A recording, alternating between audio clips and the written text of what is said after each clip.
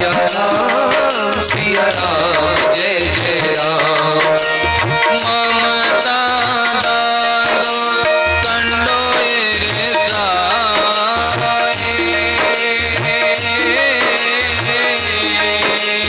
और सभी साध करह बहुताय।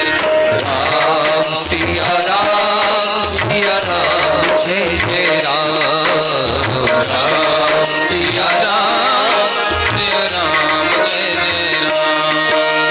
संत बिटप सरि गिरिधर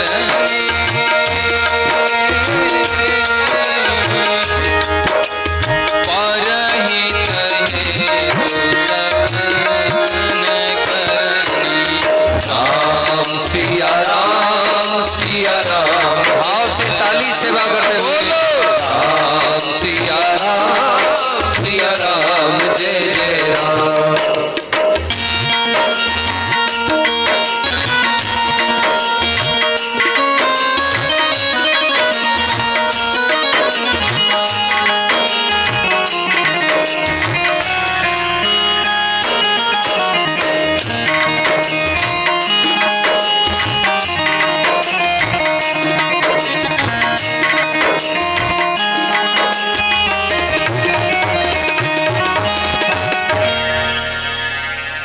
ममता दादु कंडु ईर्षाई।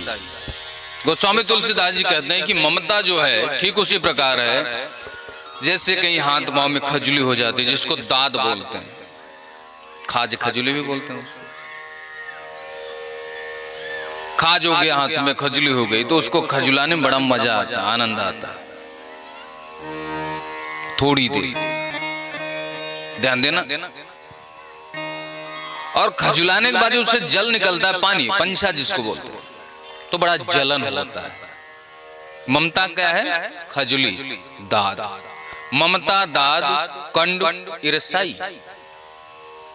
हरस पहले प्रसन्नता होती है खजुलाने में, विषाद फिर कष्ट होता है जब उसमें जलन होती है, गरह बहुताई, पता चला वो फोड़ा बन गया, कैंसर बन गया, कुछ भी हो सकता। आज बात किया, कल साथ में बैठा, परसों साथ में रहने लगे, और नरसों जब अलग अलग होने लगे तो फूट फूट करके लोग रोते हैं ममता के कारण। यही तो प्रॉब्लम है। ममता न पाली। जड़ भरत जी को सावक की सेवा करनी चाहिए थी, लेकिन उनका ममता हो गया उसमें, इसलिए ममता से दूर रहो।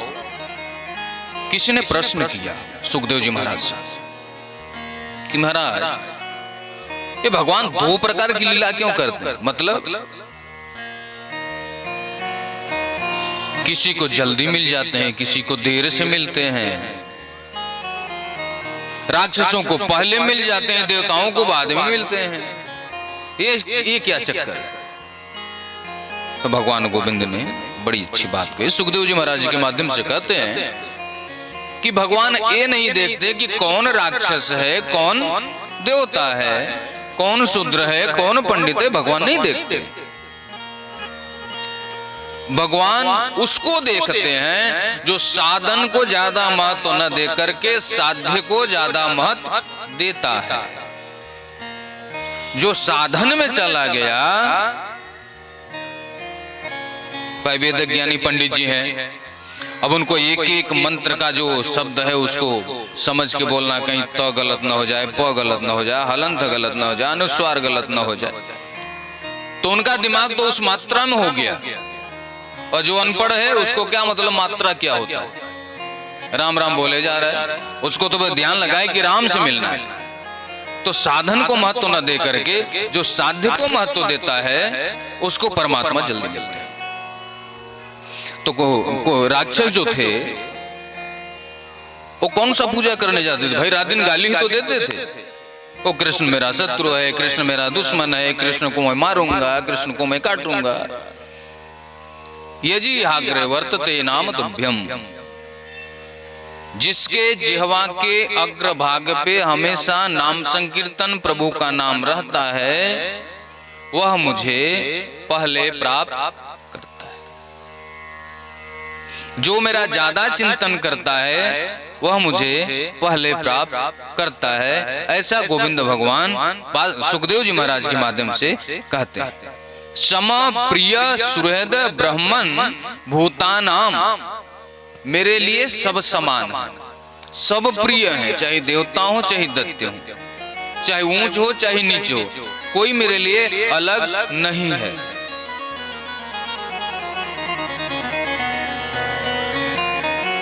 भक्त प्रहलाद की कथा आती है। हिरण्यकश्यपु एक बार अपनी गोद में बिठा करके पूछता है, बेटा आपका सबसे प्रिय कौन है, उसका नाम बताइए। प्रहलाद जी कहते हैं, पिताजी मेरा सबसे प्रिय भगवान विष्णु है। विष्णु को अपना दुश्मन मानता राक्षस, तो डांट करके कहता है कि विष्णु का नाम लेना छोड़ दे, मेरा नाम जाप करो, मैं ही ब्रह्मा, मैं ही विष्णु, मैं ही महेश, मैं ही सब कुछ हूं। प्रहलाद जी मुस्कुराते कहते हैं, पिताजी वो तुम में है, वो हम में है, वो सब में है। न साकार हूं मैं, न निराकार हूं मैं, भक्तों के बस भावाकार हूं मैं। जल है, आधा किलो आधा लीटर जल एक कटोरी में रख दो, आधा लीटर जल एक बाल्टी में रख दो, आधा लीटर जल एक गिलास में रख दो, उसमें फ्रिज में ले जा करके रख दो। जिस बर्तन का जैसा आकार है बर्फ उसी तरह का बन करके निकलेगा। बर्फ ही नहीं कहेगा कि नहीं जैसे बाल्टी का आकार था वैसी में बनूंगा। बाल्टी में है तो बाल्टी के आकार का होगा, गिलास में तो गिलास के आकार का होगा। राक्षस है तो उसको भगवान उस बेस में मिलेंगे, भक्त है तो उस बेस में मिलेंगे। जैसा हमारा भाव होगा वैसा परमात्मा मुझे प्राप्त होगा।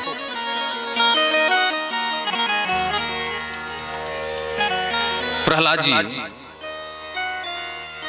बार बार समझाता है हिरण्यकश्यपु, ब्राह्मणों को बुला करके कहता है इसको ले जाओ, समझाओ, विद्या पढ़ाओ, इसको मान जाए।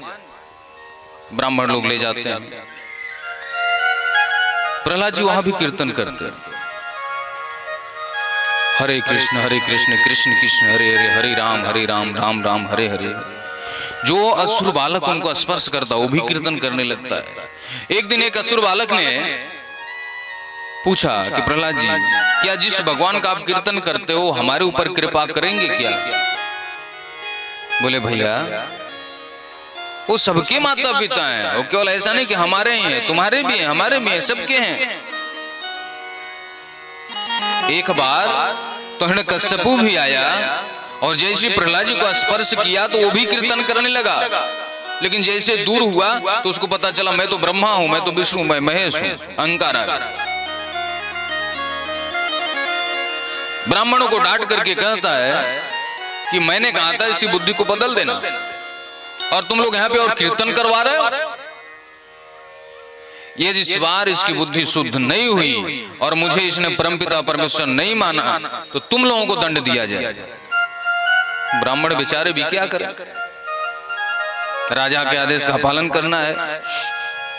ठीक है महाराज, जो आदेश, कोशिश करूंगा। ले गए आश्रम। भैया मान जा, काय को मरवा रहा है, मान जा, मेरी बात छोड़ दे अपनी जी। बोले महाराज तुम भी तो ब्राह्मण है, तो काई बात ना माने मेरो, तू मान जाए। बोले हम मान जाएंगे तो हमारे गले कट जाएंगे। तो बोले कट जाने दो भगवान के लिए। बोले मेरा गला कट जाएगा तो आगे लोगों को कौन भगवान के विषय में बताएगा? बोले हाँ ये बात तो सही है, तो सिखाओ विद्या। ब्राह्मणों ने 9 प्रकार की विद्या सिखा दी। राक्षस के पास सूचना आई, प्रहलाद जी आए, बेटा कितनी विद्या सीखी? बोले पिताजी पूरे 9 प्रकार की विद्या मैंने सीखा। बड़ा प्रसन्न हुआ, कम से कम मेरे बच्चे ने 9 प्रकार की विद्या सीख लिया। बेटा कौन कौन सी विद्या सीखा बताना जरा। बोले पिताजी, विष्णु भगवान का कीर्तन करना, विष्णु भगवान का स्मरण करना, विष्णु भगवान का वंदना करना, विष्णु भगवान का अर्चना करना, विष्णु भगवान का पूजा करना, भक्तों की सेवा करना, भक्तों के चरण को दबाना, ये सारी विद्याएं मैंने सीखा। बड़ा क्रोधित हुआ, ब्राह्मणों को बुला करके कहते हैं कि मैंने कहा था इसकी विद्या, इसको विद्या सिखाने के लिए, इसकी बुद्धि बदलने के लिए, और तुम लोगों ने इसके बुद्धि को और बिगाड़ दिया। श्रवणम कीर्तनम विष्णु स्मरणम पाद सेवनम अर्चनम वंदनम दास्यम सख्यमात्म निवेदनम। तुमने इसको सिखा दिया श्रवण करना, कीर्तन करना, विष्णु का स्मरण करना, भक्तों के चरणों की सेवा करना, अर्चना करना, वंदना करना, दास्य और सख्य भाव की भक्ति सिखा दिया। तुम लोगों से काम नहीं होगा, अब हम ही को संभालना पड़ेगा। सैनिकों का आदेश दिया कि चाहे जिस प्रकार ये मरे, इसको मार।